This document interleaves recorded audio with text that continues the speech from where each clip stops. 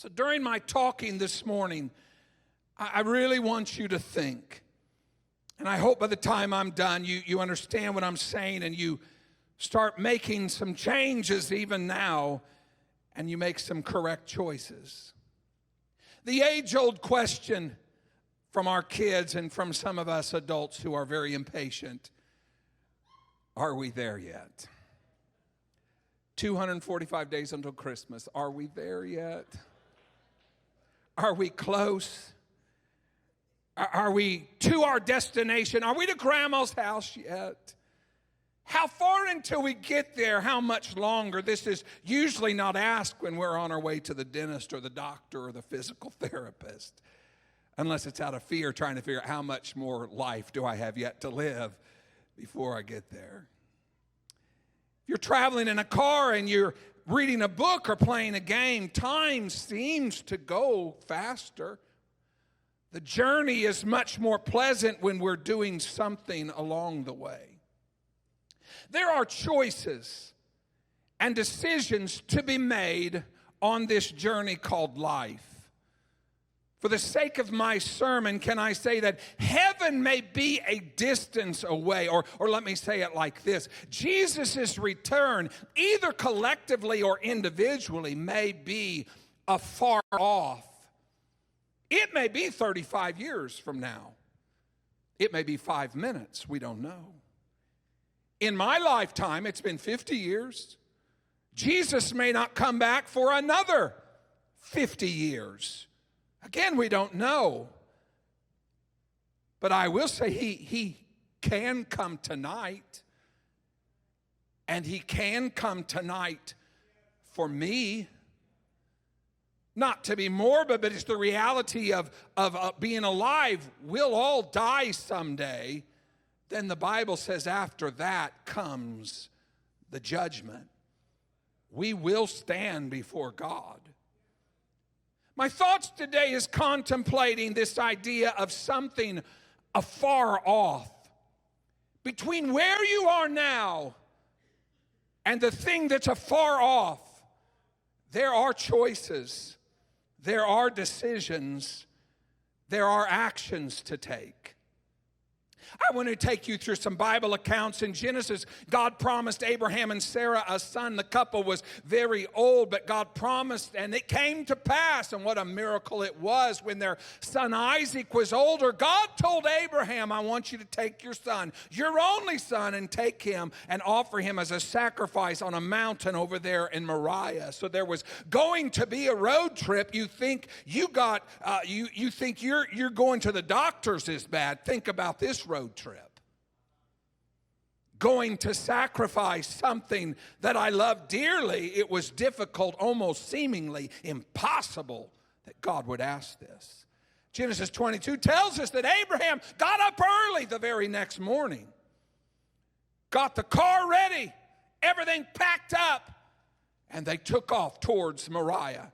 Genesis 22:4. Then on the third day, it was a long trip, Abraham lifted up his eyes and saw the place afar off. He wasn't there yet. There was still some distance. He was on his way, but there still wasn't the full commitment. He had not done everything God had asked him to do. He had not laid everything on the altar yet. He had not given everything to God quite yet. The third day into that trip, Abraham could see where he needed to go.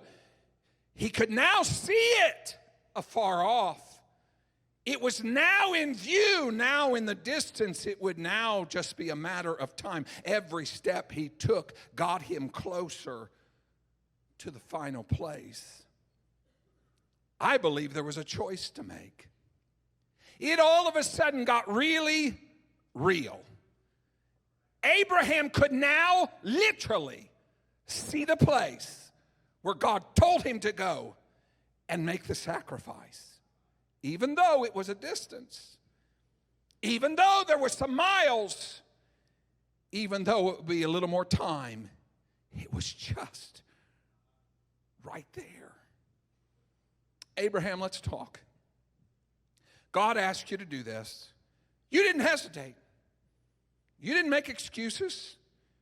The Bible says you got up early in the morning and took off towards Moriah. That's pretty good commitment in and of itself. I think I'd have slept in. I think I'd have accidentally forgot that it was the day I was supposed to go and said, I'll go tomorrow. But you got up early. That's pretty good commitment. That's showing that you're pretty serious. But truthfully, Abraham, you're close enough to see where and what this is going to cost you. Abraham, I'd call it a day. Just lay down for now. You had good intentions. Everybody could see that, Abraham. You obeyed the Lord so far. You showed some good effort. While you're still a little ways away, just turn around and go back home. No one's going to blame you for that, Abraham. You know, you come to church, you even sing in the choir. That's pretty good commitment. Not everybody's doing that. You fast every once in a while. You try to pray even every single day. That sounds pretty good, pretty committed. But has God asked you for something else?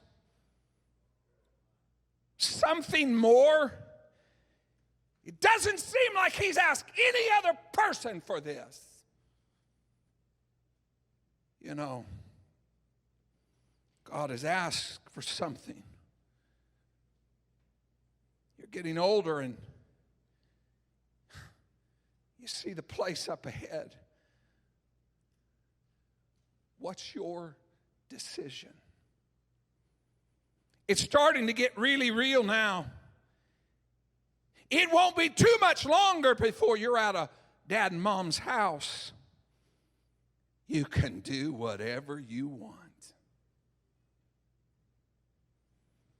You can make whatever choices you want.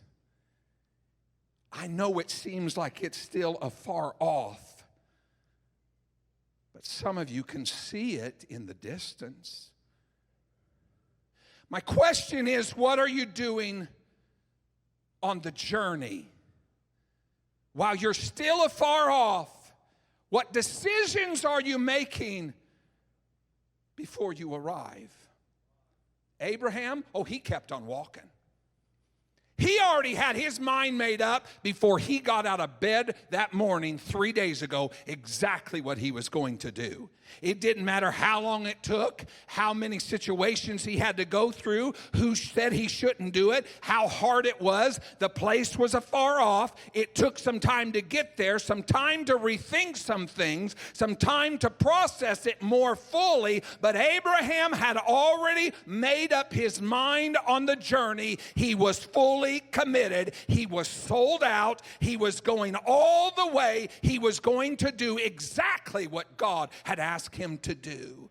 Oh, yes, it was a hard thing, but he made a decision before he had already made up his mind before he got to the place, before he got to the destination. He made up his mind before the commitment was even fully realized. What are your choices now for something that's still afar off? You can't wait until you get right there to try to make up your mind. You have to start making some decisions from afar. Then decisions on the journey are so vital.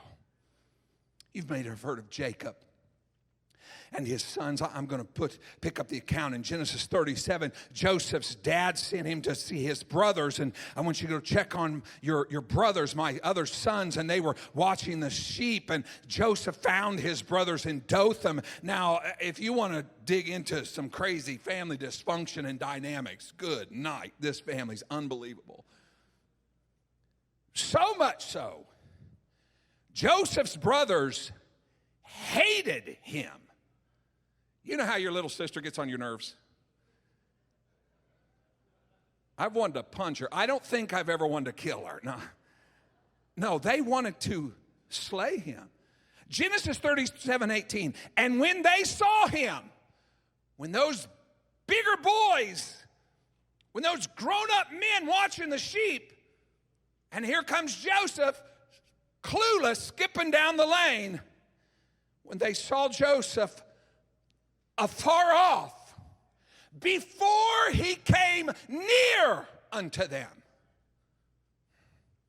they conspired against him to kill him. Joseph wasn't there taunting them. Joseph wasn't there pulling a gun on them. Joseph wasn't there threatening them. While Joseph was still coming around the bend, walking down the road, his brothers saw him afar off. There was still time. There were decisions that could be made. There was still time to make some choices. It could have went, oh, there's Joseph. I bet Dad sent him out to check on us. I hope everything's all right at home. Oh, I'm sure it is, or he'd be running, or Dad would have sent some servants with him, but I think everything's all right. I bet Joseph's going to be thirsty when he gets here. Let me get him a sandwich and some drink before he gets here. Man, it's hot out here. That's what it could have been. They had time. But before he got there, Genesis 37:19 and 20, and they said one to another, behold, the dreamer cometh. Come now. Therefore, let us slay him. Cast him into some pit. Guys, this is called premeditated murder. You've plenty of time to think this over. We'll cast him into some pit and we'll kill him and we'll tell Dad, ooh, it seems like some evil beast has devoured him. And then we'll see what becomes of his dreams. No. They weren't about to make him a sandwich. They were all planning to attack him, to kill him, to get rid of him. The only reason they didn't, because Reuben, the oldest brother, talked them out of it. There was still time to think it through. There was still time to rationalize. There was still time to make some good choices. But I honestly believe some choices and conversations from days gone by greatly influenced the choices and actions they were going to make now. But even then, he was still afar off. Some time to rationalize, some time to think it through. Well, the person or situation that causes you pain may be a little ways off. What are you going to do? In the account of Joseph, he probably was clueless or he would have been scared of them. He may have had no idea they were even mad at him. He didn't necessarily know he had done anything wrong. He was just doing what Daddy said do. Go check on my brothers, and that's what he was going to do. But the mob mentality set in. The unforgiveness started churning out hate. He was afar off. There was time. They weren't under any threat. They didn't have to make a quick decision, but ultimately they made a terrible choice. While things are still afar off, while there is still time to think and to make the right choices and to make the right decisions, what are you doing with it? Before retirement gets here, that's afar off. Just wait. What choices are you making now? What decisions are you making now? College and career, oh, that's a long way off. But what are your grades now? How serious are you about school now? When life choices you're making, it seems that it's far off, there's still some choices along the journey. Well, dating is just something I can see in the distance. But there are choices you need to make right now while it's still afar off. You need to have some boundaries set now.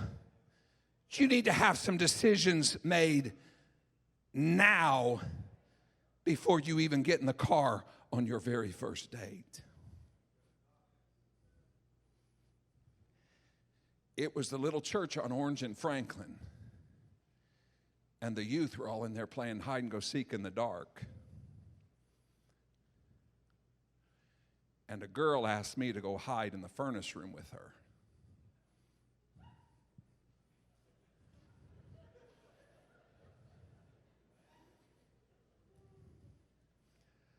I was a 15-year-old boy.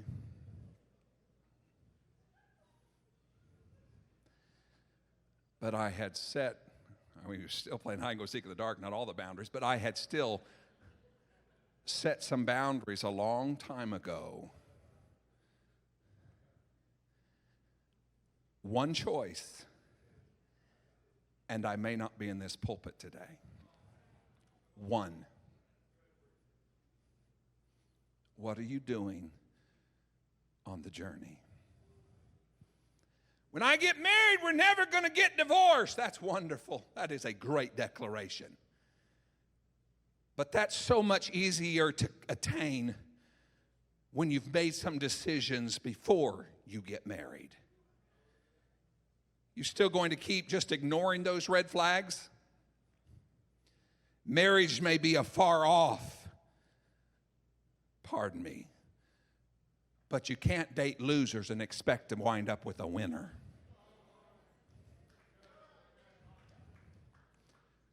What are you making choices now? Maybe you haven't been married that long and kids are afar off. Right now is when you need to start making decisions. Not when you're trying to get 3 kids dressed and they're screaming and all hell has broken loose in the house. Because the decision then is everybody get back in bed.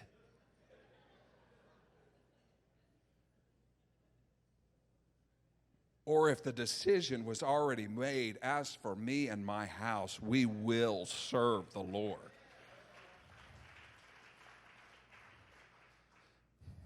I know I'm 35 minutes late dragging these ankle biters in here, but they're going to church and they're going to love it.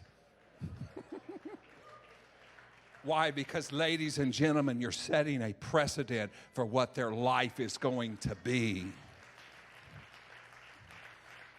You can't make those decisions right now when the pressure is already here, when the mountain is staring you in the face. No, there are some decisions that need to be made while there is still some distance. These types of decisions need to be made from afar is what has to happen. 2 Kings 4 tells us about a lady who lived in Shunem. Every time Elisha passed through town, she and her husband called him in for supper, and they gave him a great meal. And this lady talked her husband into building a little building for him. And so Elisha, every time he came through, he not only had some place to stay, but he had a hot meal. So he had his very little own bed and breakfast right there in Shunem. And Elisha wanted to do something nice for this couple, for this lady. She'd been so kind to them, and he didn't know what to do. And she said, I'm fine. I don't need anything. But Elisha's servant Gehazi said, hey, you know what? She doesn't have a child. She's always wanted a child. And Elisha said, that's it. He called her back and said, this time next year, you and your husband's going to have a kid. And she was kind of hard for her to believe because she hadn't had one. Her husband was older. She wasn't sure, but sure enough, she had a little boy. It was a miracle. This little boy grew up, little toddler. He was out in the field with his dad. He's on my head. He had a headache. Go back to mom, took him back there, and that baby died. She ran out, told her husband, tell the servants to get some kind of transportation. I'm going to find Elisha. 2 Kings 4:25. So she went and came unto the man of God to Mount Carmel. And it came to pass when the man of God saw her afar off, that he said to Gehazi, his servant, behold, yonder is that Shunammite. Decisions to make. Elisha saw her afar off. Oh, great. Gehazi, look at who it is. She did one nice thing for me, and now she thinks I'm indebted to her for the rest of my life. That's an option. This could have been a choice. his decision. She was still afar off. He could see who it was. He could have took off like he wasn't seeing her and took off running from her. He could have not wanted to help. Maybe he wasn't in the mood to help her. And great, we're just sitting down to supper, and here she comes. That wasn't Elisha's choice. Gehazi, get up and run. Go see what she needs. Go see what that lady needs. Don't even make her come this distance. See how we can help her. See how we can minister to her. I'm asking again, what decisions are you making from afar? Before you even meet the person, what decisions are you making? When you see a need from afar, or you know one's coming, what do? Run away? Pretend to be asleep, don't notice? Don't answer your phone?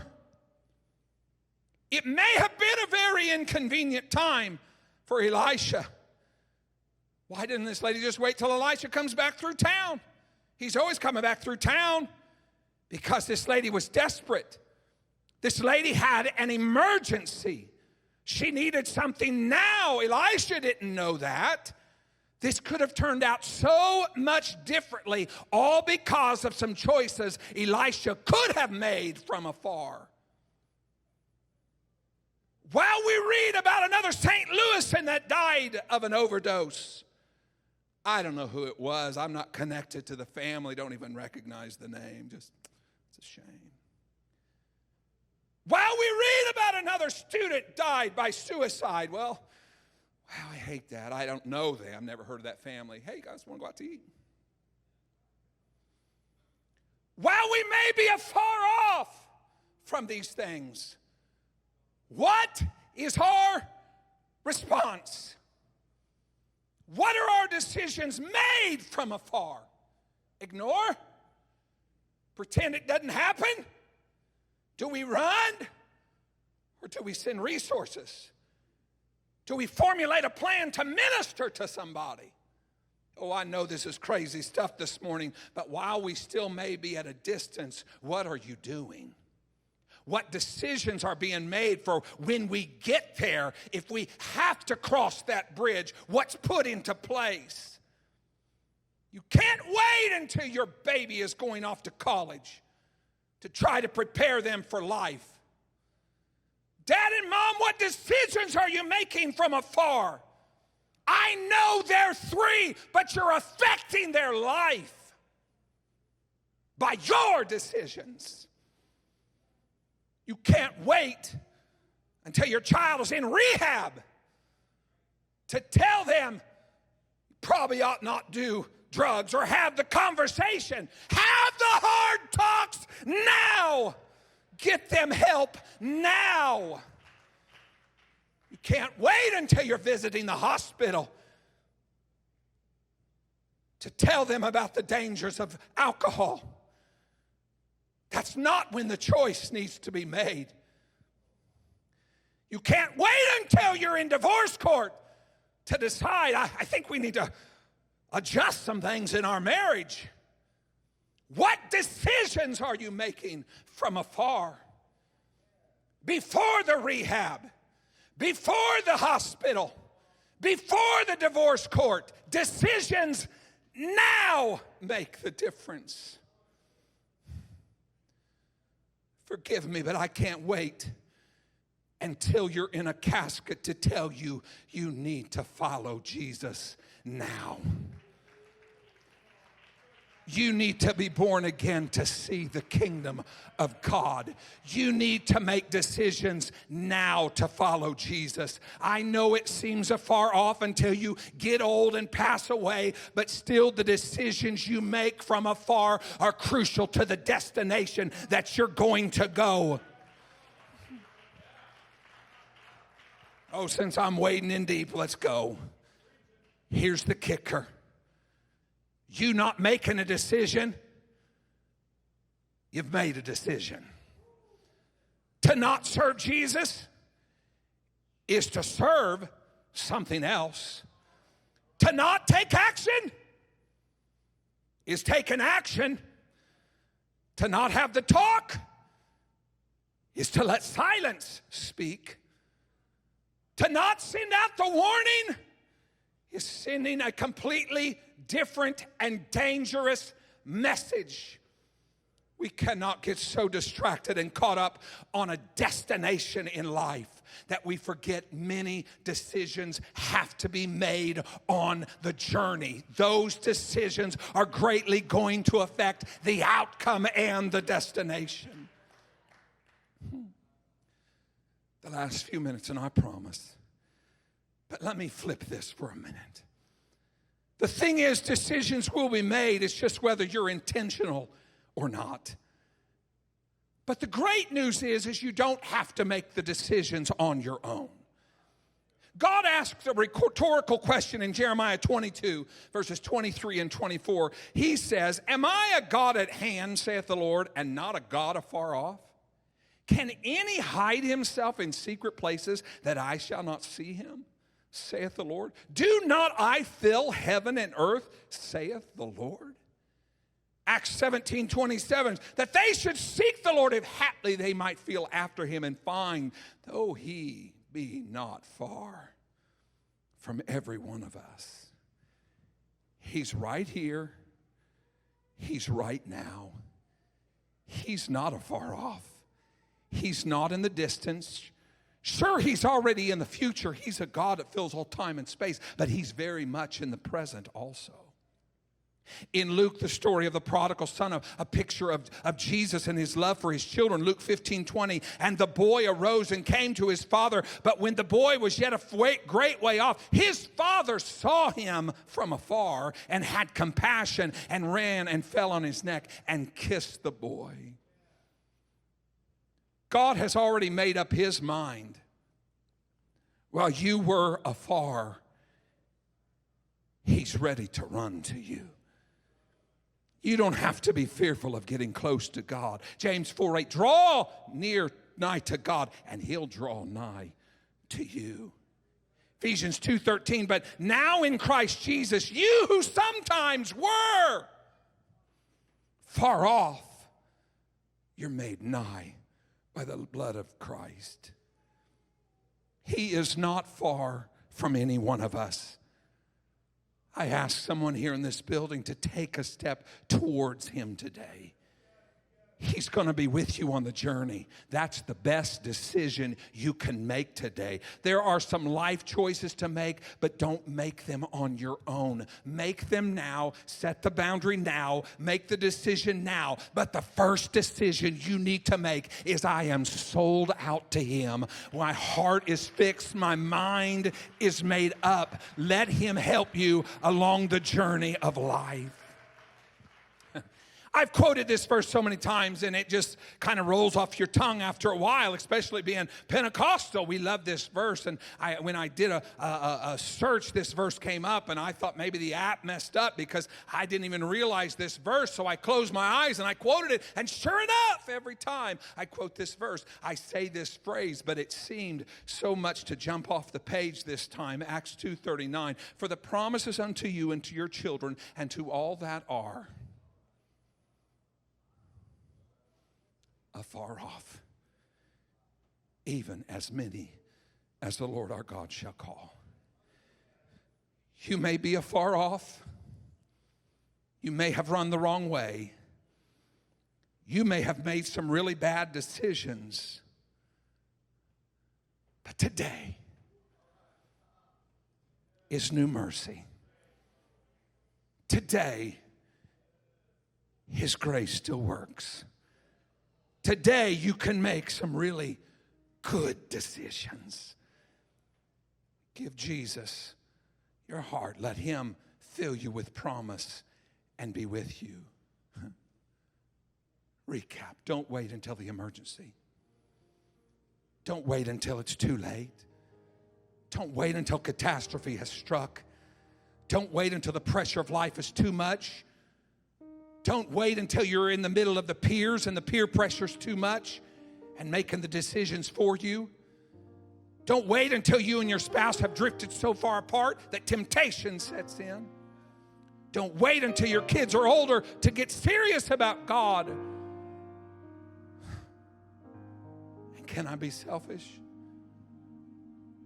Don't wait and make me preach a very hard sermon at your funeral. Can you stand? You must be intentional about making some decisions from afar. You have to make up your mind right now. Let your decision be made now to receive that promise. Then every other decision you make, He'll be right there by your side to help you. Oh, I wish I could get this across, how I feel in my heart. But decisions you make on the journey are going to affect your destination. Jesus is here to help. You need to start making some right and godly decisions from afar. Thank you for attention. I know it's very, very late. If the roast is burning, you want to get the golden corral before the Baptist, you're dismissed. But today's a good day for somebody to make a great decision for Jesus. These altars are open.